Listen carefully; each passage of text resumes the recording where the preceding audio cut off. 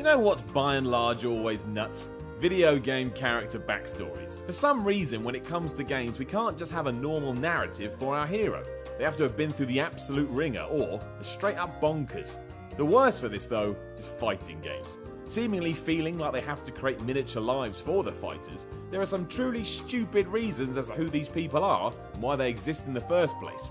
I worry about the individuals who put these things together. I'm Simon from What Culture. This is 9 fighting video game characters with the craziest backstories. Number 9, Brad Wong from Dead or Alive. You know why Brad Wong is in the Dead or Alive tournament? By accident.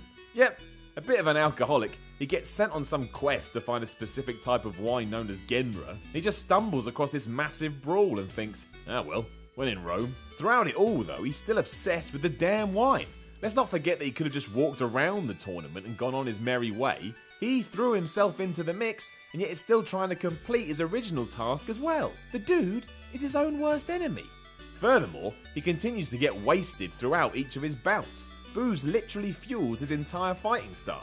He does eventually find the Genra, however, which should have made for a nice end. But it doesn't, because rather than cure him, it's basically like taking a massive hit of acid. Nice work, Brad. Number 8, Kim Kwafan from King of Fighters. 2 entries into this list, 2 alcoholics. If only that's where the crazy ended though, because Kim avoids confronting his own inner demons by rehabilitating others. It's like a mobile Jerry Springer show. The King of Fighters does teach us, however, that Kim's teammates Chang and Choi used to be criminals, until Kim tracked them down and beat the shit out of them. Rather than have them arrested, he used his martial arts training to make them see they should be good people instead of thieving assholes. This works, of course, and then Kim decides he's earned himself the right to get absolutely wasted. Gets so bad in one of the games, the bartender has to beg him to leave. Now that's when you know you got a problem. Number 7, Eddie Gordo from Tekken. Eddie Gordo had a good life. Born into a wealthy family in Brazil, he spent most days lapping it up on the beach, until he came home from school one day and found his father bleeding to death on the floor. That kind of shook things up a bit. Turns out Daddy had been working to take down a drug cartel known as the Organization and was just about to do that when they decided, we'll just kill him, as you do. And you know what Eddie's dad did just before he passed on? He told his son to take the fall for his murder. What? Why? And why the hell did Eddie go along with it? He swiftly got held in jail and was there for years. Luckily for him, it's when he was incarcerated that some dude taught him the art of capoeira. But come on, it's not a trade-off. Number 6, Pai Chan from Virtua Fighter. Pai Chan spent a lot of her life trying to kill her own dad. Bit extreme, right? Especially when you find out the reason she wants to do this is because he became so obsessed with martial arts that he literally didn't do anything else. Just practiced them all the time like a weirdo as Pai's mother worked herself to death. I don't mean that figuratively. She worked so hard, she died. Blaming her dad for all of this, which is fair, Pai then decided her new life goal was to beat her dad in a martial arts tournament, so then spent all her time training just like her dad.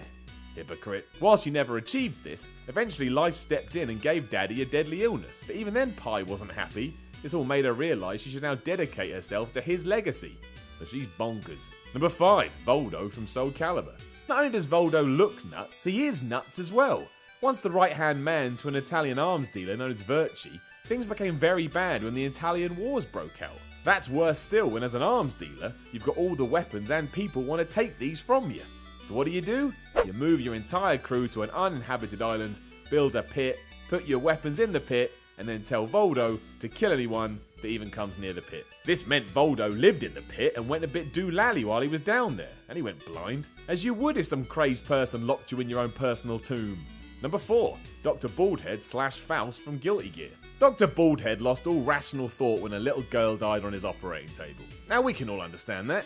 That's a difficult thing for anyone to process, but the doc here took it one step too far. Transforming into a full-on murderer, he continually goes on the warpath even though he sees visions of the little girl forgiving him for her death. But that just sends him even more crazy, to be honest, and he goes off running into the night. When he returns though, he's now calling himself Faust, has a paper bag over his head, and claims to be a mysterious healer. As he continues on this pathway to La La Land, he eventually discovers the girl's death was all a setup because someone, somewhere, wanted him as this bag idiot. Now that is just nonsense. Number 3, Vega from Street Fighter. When Vega first turned up on the scene, he had a nice, simple backstory. He was a bullfighter that wore a mask. That was it. I understand. Given there's been 78,489 Street Fighter games though, Capcom was always going to expand on this, and throughout the years we have discovered Vega was born in a family of Spanish nobles where he got a kick at bullfighting and ninjutsu. Unfortunately, he also saw his stepfather brutally murder his mother, meaning he then stepped in and killed his stepfather. You know, circle of life and all that. Because he can't get the image of his mother's death out of his brain though, and because he got a bit excited when killing Pappy, he decides to use his knights to go around and murder people, particularly those who aren't very good looking. In fact, his favourite thing is to claw them to shreds, and that's why he wears the mask. He doesn't want to get disfigured himself while he's doing some disfiguring. What a lovely man. Number 2, Heihachi Mishima from Tekken. If you want to sum up Tekken to someone who isn't aware, all you need tell them is that it's 4 generations of the Mishima clan who are desperate to all murder each other. This all starts because of our friend Heihachi here. Heihachi wasn't one for father-son loyalty, so overthrew his dad because he wanted his company. Then when the old man retaliated, Heihachi threw him in the basement and let him starve to death. Realising he now needed a new family member to make suffer, Heihachi turned his attentions to his son and threw him off a cliff. Why? Because in his mind, that would make him strong. That is some f***ed up shit right there, man. Number 1, Scorpion from Mortal Kombat. Scorpion was one of the finest shinobis in all the land. He was so good, he ignored his father and joined the Shirai Ryu ninja clan, because that's what a good fighting game character does. After Quan Chi ordered Scorpion to steal the sacred map of elements from the temple where good old Sub-Zero just happened to be hanging out, Scorpion is killed by Sub-Zero in combat. Not wanting to die himself, Quan Chi offered Sub-Zero the most interesting of peace offerings. If he's allowed to keep his head, he will go and assassinate all of Scorpion's family and the entire Shirai Ryu clan. Thankfully, Scorpion's soul found its way to the Netherrealm and he was resurrected as a hellish ninja skeleton, and he vowed to kick Sub-Zero's ass whenever he could. So who's really the bad guy here? Know of any other crazy video game character backstories? Let us know in the comments below, and don't forget to like, share and subscribe. You can even follow me on Twitter at SimonMiller316. I'm Simon from What Culture, and I'll chat to you again soon.